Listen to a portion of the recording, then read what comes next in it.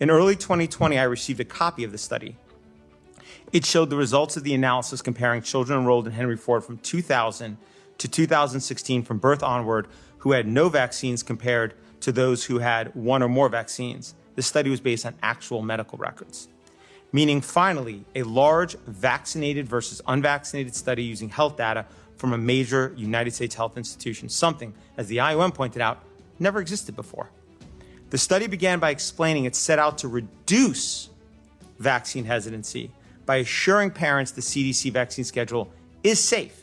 Instead, what these researchers found was that vaccinated children had 4.29 times the rate of asthma, 3.03 times the rate of atopic disease, 5.96 times the rate of autoimmune disease, and 5.53 times the rate of neurodevelopmental disorders, which included 3.28 times the rate of developmental delay and 4.47 times the rate of speech disorder.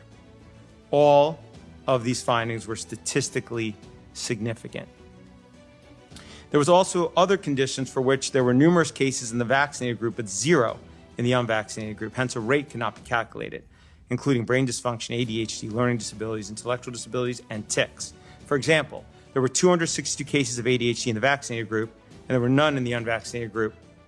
In this study, there were around 16,000 kids in the vaccinated group, by the way, and around 2,000 in the unvaccinated group. So the rate, of course, between those is important, and that's what the study compared. These findings were troubling, including because these chronic health issues can be caused by immune system dysregulation, and vaccines can cause immune system dysregulation. Citations for this are in my written submission.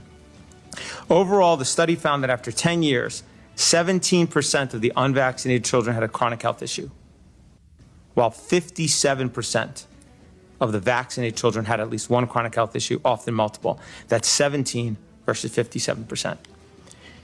The only real problem with this study and why it didn't get submitted for publication is that its findings did not fit the belief and the policy that vaccines are safe.